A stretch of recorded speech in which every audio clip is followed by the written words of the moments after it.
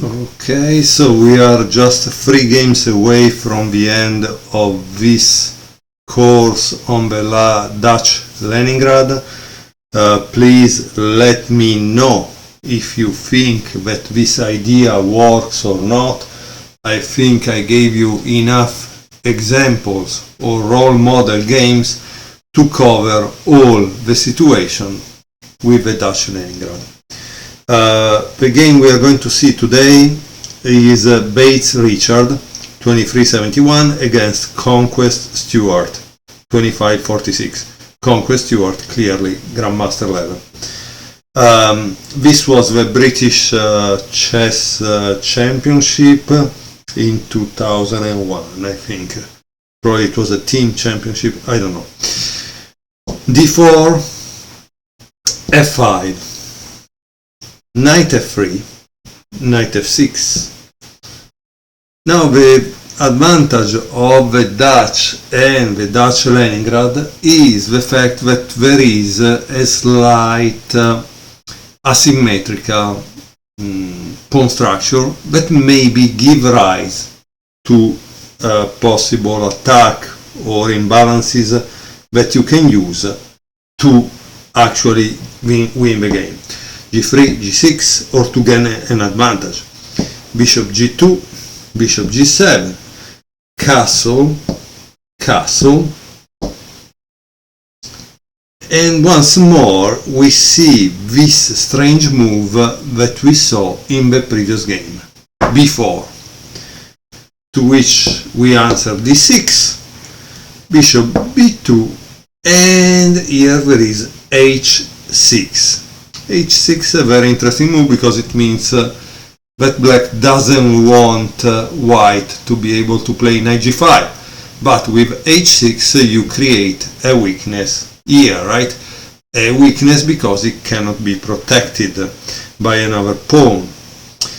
C4, Queen E8, protecting it, and also starting to have a possible E7, E5, Knight C3, and Queen F7. Maybe here G5 was a good idea, right? Because G5 you open the diagonal and then you have an attack. So I don't know. Queen F7. No. Queen B3, putting it because it was attacking this pawn C4. C6. Rook A D1, removing the rook from the long diagonal. Knight B D7, B5, Knight B6, attacking twice.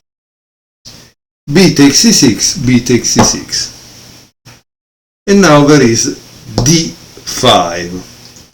Here maybe also Knight D2 was better because you open the diagonal and you defend, right? But okay, he played D5, C5, and this fix this pawn chain. Knight B5, Bishop D7, and finally also black has finished his own development. Bishop A1, Rook A B8, this is bad, Rook B1, and here there is Knight E4. Maybe Rook B7 made more sense, even Knight E4. Defend, then you can double, make more sense. Let's see what happens. After Knight E4, Bishop takes G7, Queen takes G7, and now finally White makes a kind of mistake with Knight takes A7. Here probably Queen D3 was the move, and I could give you a line, but since we are just a couple of games away from the end, I would like to go expediting so I can start something else, okay? Because it took me a long time to do all these games. However, please feel free to analyze this line. This should be the best move for white in this position, so queen d3, okay? Instead, he went for knight takes a7. After knight takes a7, obviously there is knight c3, because cutting the connection, the defense here, attacking this, rook b2, and I think you should be able to find the end of the game. Okay, the end of the game was boom, bishop a4. And you say why? Because after this there is this. So what do you do? I don't know. Probably you take. But then you can take. When you take here, let's say it takes also this, I don't know. As you can see, we have 10 points for 5, and so I think black has won the game very easily. This was practically a miniature because it ended up in 20 moves, okay? However, there was kind of more than 200 points difference between the opponents, so probably white wasn't so careful. And this is strange because white is a FIDE master at least. With Bates Richard 2371, he must be at least FIDE master or an international master. That is declining, I don't know.